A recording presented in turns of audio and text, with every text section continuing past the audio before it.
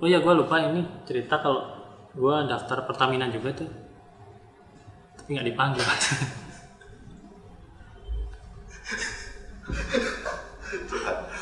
Potong lah, bisa dipotong.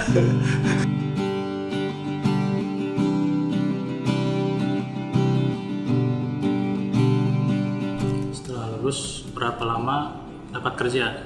Lulus di bulan Oktober 2016 ya.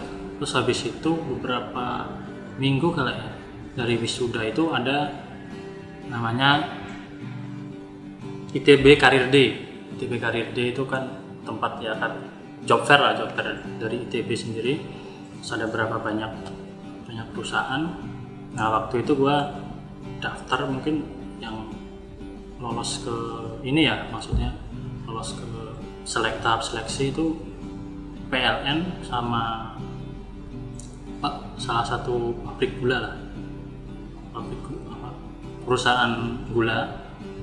Terus gue juga pernah daftar via apa ya, via web, via LinkedIn tuh daftar Siemens.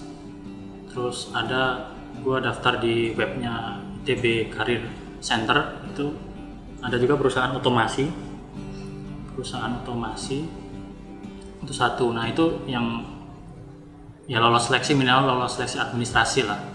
Nah itu keperjalanannya tuh yang apa,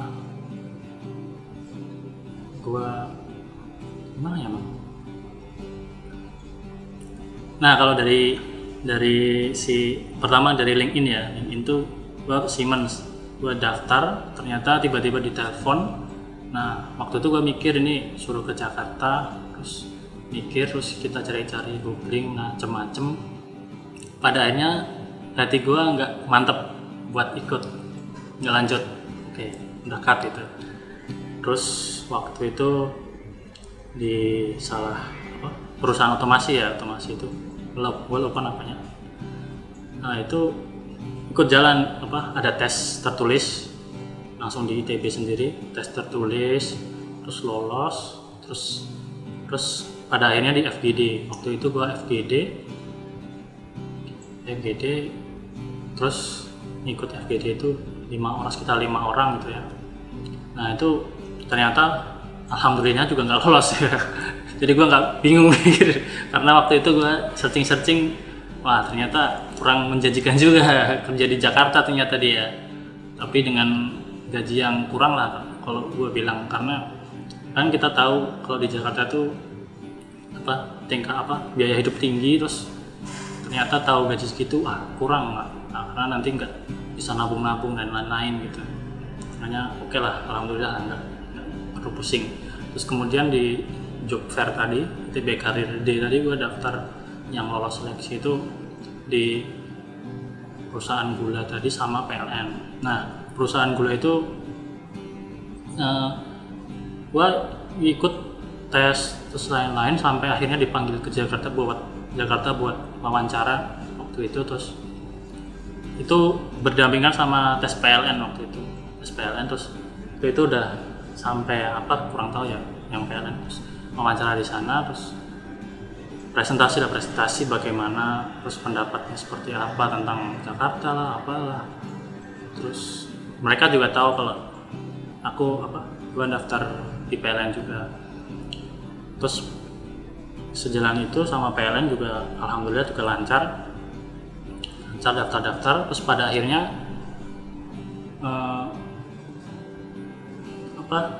di pabrik gula tadi, perusahaan gula tadi alhamdulillah keterima nih. Wah tapi bingung nih, ntar 2 minggu lagi ada pengumuman PLN. Nah pada akhirnya nunggu dulu. Nah kita kan ya tanya orang tua, tanya sanak family lah, gimana yang terbaik gitu. Pada akhirnya gue lepas itu yang pabrik gula tadi, yang perusahaan gula, terus nunggu yang PLN. Terus alhamdulillah PLN-nya masuk gitu. Lowongan kerjanya tuh di bagian elektronika, jadi bukan teknik fisika. Tapi kita coba tanya, kita jelasin teknik fisika boleh nggak Pak? Kalau kita kan belajarnya seperti ini. Dari mereka oke. Terus kita daftar, bisa akhirnya. Ya kalau secara perusahaan besar sih ya tadi itu yang gue bilang apa, kalau paling perusahaan minyak, terus perusahaan pabrik-pabrik, oke lah pabrik-pabrik ada pabrik-pabrik yang besar-besar. Cuman kalau untuk yang apa ya kayak pencahayaan gitu itu kita harus nyari detail lagi tuh. Kebetulan aku kan juga nggak tertarik tuh ya, jadi aku nggak tahu perusahaan-perusahaan apa aja yang membidangi itu, menerima itu. Nah mayoritas sih ya perusahaan-perusahaan nggak segede kayak Pertamina, PLN itu nggak, multinasional nggak gitu. Lebih banyak di instrumen kontrol ya, kayak Siemens, Schneider gitu ya? Iya betul bisa. Yang itu aja. Gak mungkin lu tuh doang kan pernah ada ini ya, pasti reuni ya. Lu nggak pernah ikut reuni? Gimana? Belum pernah ada reuni tuh. Cuman kalau kerja ya, kalau setahu gue sih teman-teman gue kebanyakan ya pertama ada yang PLN ya, terus Pertamina ada, di Badak juga ada sih, Badak juga ada, terus beberapa perusahaan otomasi juga ada. Terus otomasi ya Samsung itu ada, Samsung, jadi dia lebih, kalau teman gue lebih ke masalah programmingnya dia bikin. Terus ada kayak di Formulatrix itu dia bikin apa, bikin alat-alat gitu. Tapi gue nggak tahu detailnya kayak apa ya. Terus ada beberapa sih PNS sih, ada di kementerian-kementerian itu, ada yang di pajak, bea cukai, terus ada di sebuah jalur berarti ya? Ada yang di BPPT gitu, di 8 ada nggak ya? Sebenarnya banyak cerita-cerita sih. Kalau yang paling sering itu emang yang dikatakan sama dosen lah, dosen itu kalau instrumentasi kontrol itu dia ada alumni yang kerja di Mesir, kerja perminyakan gitu, orang-orang yang apa, pekerjaan yang punya pendapatan yang tinggi lah gitu. Terus kalau yang lain ada kerja di sebagai desain pencahayaan, desain akustik ruangan, terus desain thermal juga itu ada. Cuman kalau secara general sih lebih banyak di instrumentasi kontrol itu sih, karena yang terkenalnya teknik fisika di situ. Terus kalau kita bicara apa ya, pandangan sama teknik fisika juga nih, aku juga lupa cerita tadi. Nah kalau kita tuh apa ya, ibarat kata orang-orang kebanyakannya ini lihat sebagai pengen jadi Iron Man gitu kalau teknik fisika tuh. Iron Man gimana kita bikin alat kayak gini, alat gini. Kita kan belajar juga masalah teknologi ya gitu, apa terus sama pemrograman gitu. Nah kepikiran juga tuh waktu kuliah tuh melihat wah gimana nih Iron Man nih, apa kita bikin apa kostumnya, terus bikin gimana sih bisa roket bisa ngangkat orang gitu. Nah kayak gitulah. Kenapa orang harus milih teknik fisika sebagai jurusan? Kalau kamu suka sama teknologi, saya sarankan masuk teknik fisika, karena teknologi itu nggak cuma coding, nggak cuma HP, smartphone itu nggak. Karena kalau kamu masuk ke teknik fisika, kamu tahu gimana teknologi secara luas lah. Kalau menurut saya, menurut gue kita bisa tahu teknologi secara luas, nggak cuma sekedar coding sama handphone gitulah. Kita bisa tahu kayak otomasi di smart home itu kayak apa, terus di pabrik juga, terus banyak lah pokoknya.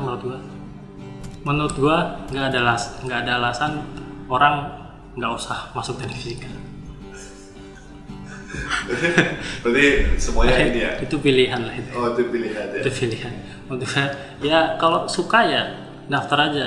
Kalau masalah peluang mata kuliah sulit ya itu relatif lah itu. Kita bisa usaha itu masalah kayak gitu. Karena kan kuliah kan nggak cuma masalah mata kuliah, masalah pengalaman juga. Masalah pengalaman menghadapi tekanan, kita terus mendapatkan pengalaman tuh banyak sih. Kalau kita kan kuliah ya kegiatan mahasiswa dan lain-lain itu pengalaman banyak lah gitu. Gak cuma mata kuliah gitu. Rezeki itu ada jalannya. Rezeki itu ada jalannya. Kalau nyari kerja susah, buktinya juga banyak yang dapat kerja. Terus banyak juga yang akhirnya lanjut S2. Nah, ketika lu sebenarnya idealnya sih menurut gua ya, gua dulu pengen juga S2 sih sebenarnya. Terus idealnya kita kan yang tadi lautan kolam luas tadi, terus kita mau mendalami. Nah, mendalami itu kan salah satu tekniknya ya kita S2. Beberapa teman gua juga udah S2, terus mereka juga udah penelitian kayak gitu. Jadi itu salah satu pekerjaan juga sih menurut gua.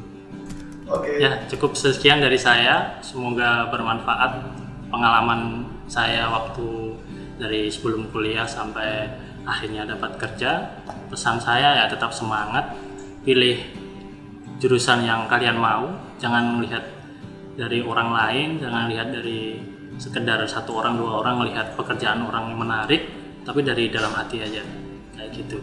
Sekian dan terima kasih.